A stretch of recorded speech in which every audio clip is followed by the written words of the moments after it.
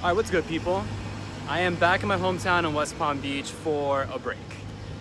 Just like most people, I need a vacation as well. I love New York City, but it's been getting to my head. But then at the same time, I don't know if that's necessarily the case, but I feel like I have been in a very weird headspace because at least once a year, I had this weird feeling in myself like, okay, something needs to change. Because either it's because it's halfway through the year or I'm getting too comfortable with where I'm at this very point in time in my life.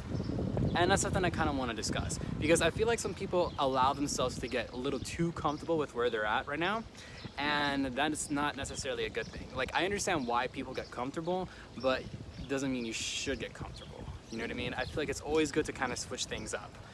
Looking back on my life this past 6 months have been one hell of an adventure. You know, from moving to New York City, pursuing like doing real estate, running through like 2 jobs, the hunt to find my own apartment.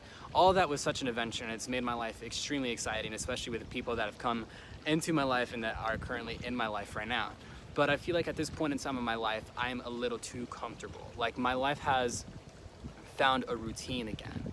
And I feel like it's when you find yourself within these routines is when life gets to get it seems to get a little boring, you know, and that's when you find yourself complaining, you're not satisfied, you're not happy, you find things that are wrong in your life when you should be finding things that are right in your life. So I feel like at least one point of time in your life, whether that be once every 6 months, once every month, something has to switch up. Like, for me, I think I'm gonna change, like, you know, my job situation when I go back up to New York.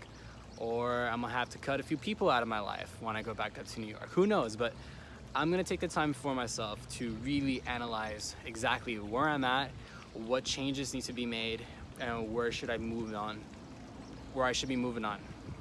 You know what I mean?